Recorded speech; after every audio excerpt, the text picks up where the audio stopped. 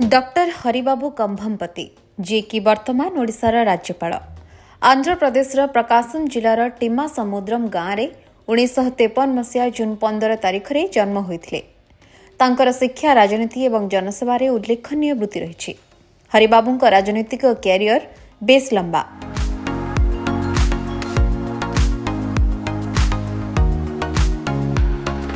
छात्र थिबा बेलू राजनीति से क्यारियर आरंभ करथिले। छात्र जीवन में से जयप्रकाश नारायण आंदोलन में सामिल होते। 1974-75 मसीह जयप्रकाश नारायण आंदोलन में सामिल हो गिरफ होते।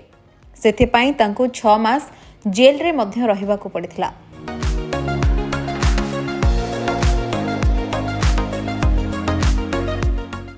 उन्नीस विशाखापाटनार विधायक भावे आंध्र प्रदेश विधानसभा को निर्वाचित होते। परे 2014 विशाखापाटना लोकसभा आसनरू संसद को निर्वाचित होते। सेहीपरि से आंध्र प्रदेश राज्य बीजेपी सभापति भावे मध्य कार्य करिसेंते। बीजेपी सदस्य भावरे से 2014 रु 2019 पर्यंत 16तम लोकसभार प्रतिनिधित्व करथिले।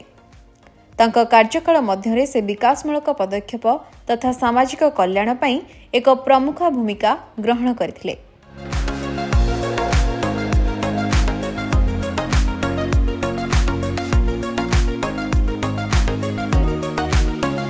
दुई 2021 मसीह से मिजोराम राज्यपाल भाव में नियुक्त होते, जेउठारे से शिक्षा स्थायी विकास एवं सबु वर्गर संप्रदायर सशक्तिकरण उपरे ध्यान देथिले।